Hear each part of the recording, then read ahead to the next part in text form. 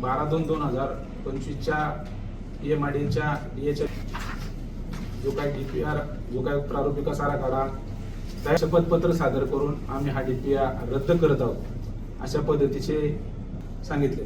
त्यानुसार आमची जी 22/52ची केस आहे त्या केसला स्टे होता, त्याला अफिडेव्हिट PMIDने सादर केलेला आहे।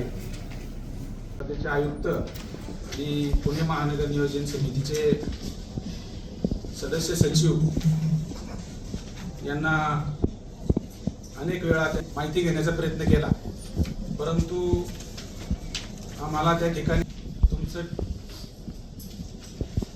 प्रारूप विकास आराखडा हे करण्याचंच काम होतं आणि तो अगोदरच झालेला आहे असं सांगून त्याने आम्हाला त्यावेळेला सांगण्यात आलं। काय सांगितले पुणे महानगर जी नियोजन समिती 2021 साली गठीत करण्यात आली, मात्र आतापर्यंत एकही बैठक आयोजित करण्यात आली। एकंदरीत या समितीबाबत तुमचे काय आक्षेप?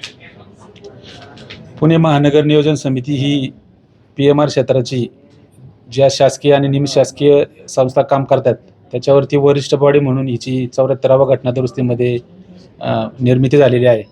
परंतु 2021 पासून आमची नियुक्ती झाल्यापासून आजपर्यंत एकही बैठक ह्या कमिटीची झाली नाही। त्यामुळं आज पुणे महानगर नियोजन क्षेत्रामध्ये जे विकास कामं चालू आहेत ती पूर्णपणे बेकायदेशीरपणे चालू आहेत आणि पुणे महानगर नियोजन समितीने जो PMIDने जो विकास आराखडा तयार केला होता त्याला देखील या ठिकाणी कोर्टामध्ये स्टे आलेला होता, या पुणे महानगर नियोजन समितीला अस्तित्वात न ठेवल्यामुळे। कोर्टात गेलेले याबाबत मुख्यमंत्र्यांशी काय संपर्क साधला? आम्ही मुख्यमंत्र्यांनी आम्ही आयुक्तांपासून विभागीय आयुक्तांपासून CM साहेबांपर्यंत आम्ही पत्रव्यवहार गेले 3 वर्ष झाले पत्रव्यवहार करतोय, परंतु आजपर्यंत आम्हाला कुठल्याही प्रकारचा मेलला उत्तर नाही, आमच्या पत्राला देखील आजपर्यंत उत्तर मिळालेली नाहीत। PMR क्षेत्रामध्ये अनेक प्रकल्प राबवले जातात, त्यांचं काम देखील सुरू आहे, मात्र हे जे प्रकल्प राबवत असताना या कमिटीला विचारात घेण्यात आलं नाही। आजपर्यंत एकही मीटिंग्स झालेली नाहीये या PMR क्षेत्रामध्ये जे जे प्रकल्प चालू आहेत त्यांच्या संदर्भामधले, आणि ही सगळे बेकायदेशीर ठरतात। याबाबत तुम्ही कुठं गेले नाहीत का? या प्रकल्पांचे जे तुमचं याच्यामध्ये बैठक आयोजित करण्यात येण्यासंदर्भात काही नाही, आमच्या कमिटीला मीटिंगच आमच्या कमिटीचे अध्यक्ष CM साहेब आहेत, मीटिंगच CM साहेबांचाच टाइम मिळत नाहीये मीटिंगला, त्याच्यामुळे आम्हाला त्या संस्थेचे कामकाज कसं चालू आहे तेच कळत नाहीये।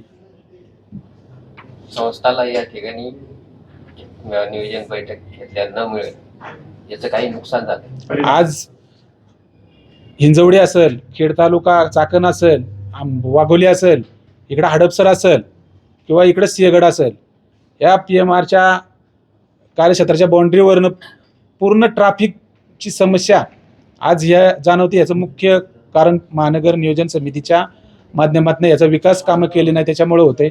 आज ही जी घनकचरा असेल, पाण्याचा प्रश्न असेल, हे जे सगळे प्रश्न उपस्थित राहिलेत हे मूळ याचं कारण हे पुणे महानगर नियोजन समितीच्या मीटिंग्स आणि तिला ऍक्टिव्ह न केल्यामुळं हे आज प्रश्न सगळे भेडसावतात। आता ही समिती ऍक्टिव्ह नाही, मात्र यातील जे निर्वाचित सदस्य आहेत त्या सदस्यांचे सदस्यत्व पद सुद्धा रद्द झाले, आता केवळ 6 सदस्य उरलेत। आता एकूणच काय वाटतं, पुन्हा ही कमिटी कार्यान्वित करावी? नाही, ही कमिटी घटनेमधून तयार झालेली कमिटी आहे, हिला कार्यान्वित ज्याप्रमाणे विधान परिषदेचे सदस्य निवडले जातात तशा पद्धतीने हिचा कार्यकाल हा कंटिन्यू सायकलच्या चेन प्रमाणे हा चालू राहतो।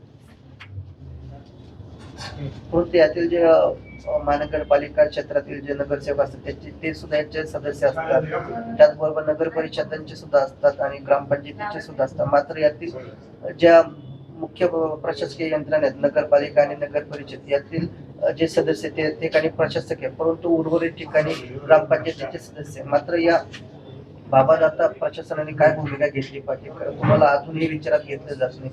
आमची मीटिंग्स घेऊन आम्हाला पुणे PMRच्या कार्यक्षेत्रातल्या विकास कामामध्ये या कमिटीला सामावून घेऊन पुढील विकास कामे करणं हेच इथून पुढील काळात करणं गरजेचं आहे। परंतु प्रशासन आपल्या भूमिकावरती ठाम जर राहील तर तुमची पुढची भूमिका काय असणार आहे याबाबत? आम्ही न्यायालयामध्ये दाद मागणार।